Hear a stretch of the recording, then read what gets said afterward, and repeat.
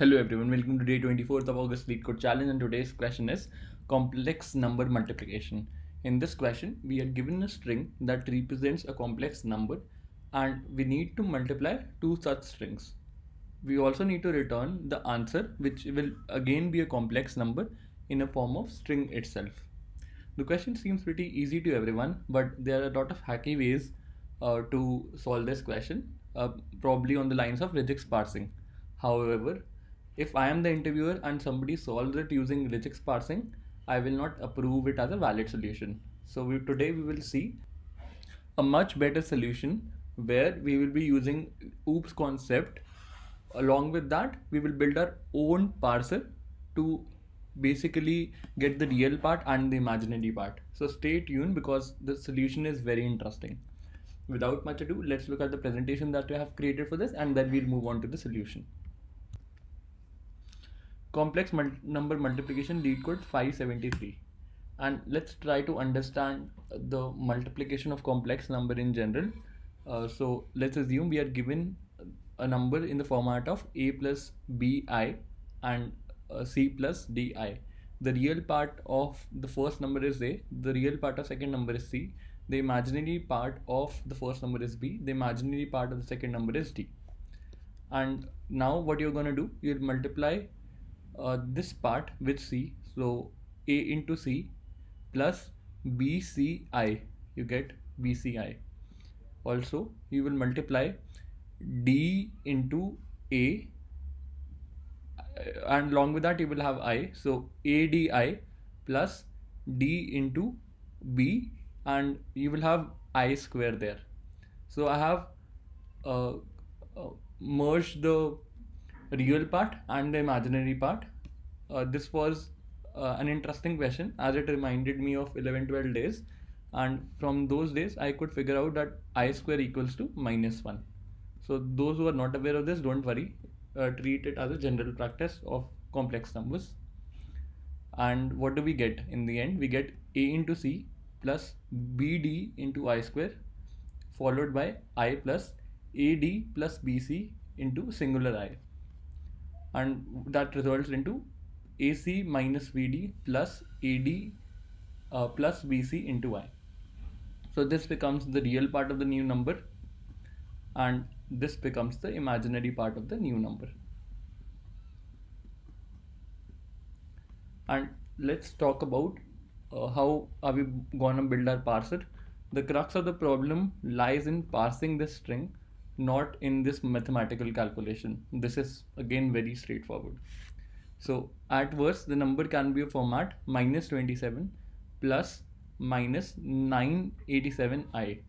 So what you're going to do, the first thing is you take an iterator I, you check whether the initial first character at the ith index happens to be -1. That means the real part is negative in nature. So you'll mark that the real part is negative. You can take a variable, boolean, and you'll mark it as is real negative. It stays true, it's negative. Then you continue the process and you build the number 27. As you go ahead step by step, you will go till the time you don't intercept plus sign. Plus sign demarks that the real part has ended. And then again you will take another boolean variable that will store if imaginary part is negative, imaginary part negative, and if that is negative you will skip one position of ith character and you will update this variable to true. And then again you will build your number till the time you don't reach the ith character in the string. Don't worry if you are not able to understand this, it will be clear in the coding section. Once you have these numbers, the real number and the imaginary part of the number, you will use these two variables to actually update those if any of them are true. If real part of the number is negative and this boolean holds that information, you will update it to minus of the real part. Similarly for negative of the imaginary part. Now let's move on to the coding section, which is the most interesting part of the problem. Let's talk about the core algorithm first. I have defined a complex number class that has two attributes, the real part, the real number, and the imaginary part, the imaginary number. I have provided a constructor for creating a new complex number. And now let's talk about the complex number multiplication method. It accepts two strings, number 1 and number 2. We have built a parser that accepts the string and returns the complex number out of that string.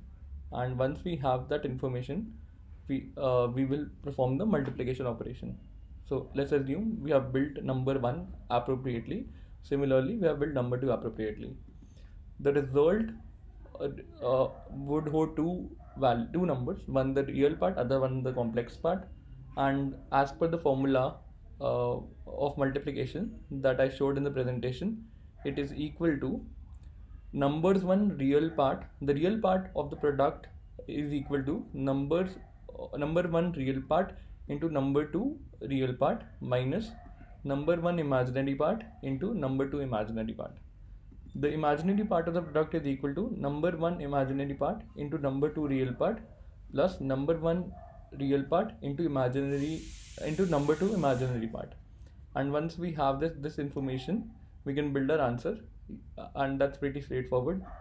The real part plus sign followed by the imaginary part I sign, and we simply return the answer. So the problem lies in writing this parse method correctly. So let's see how I have done it.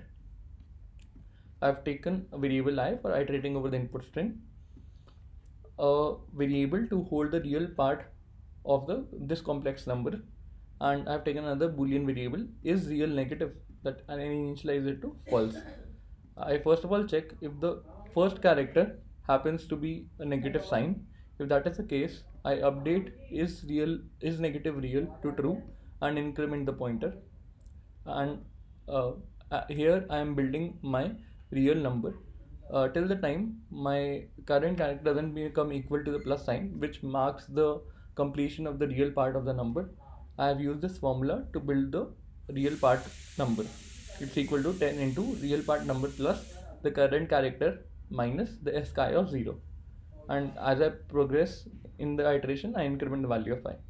Next, I check if my is real negative, then I update my real number into minus of real number.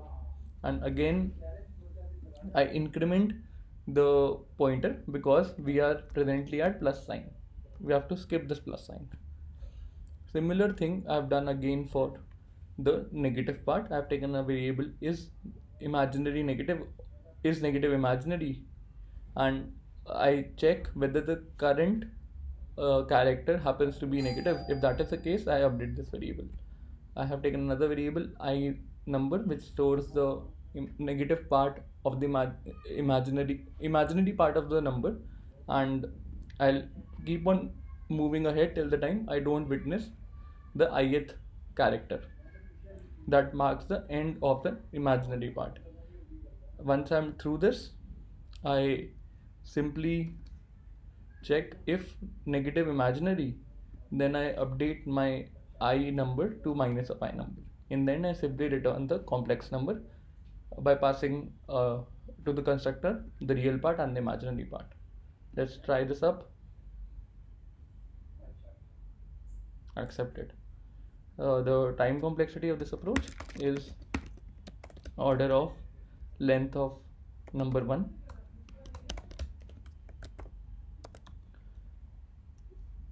plus length of number 2.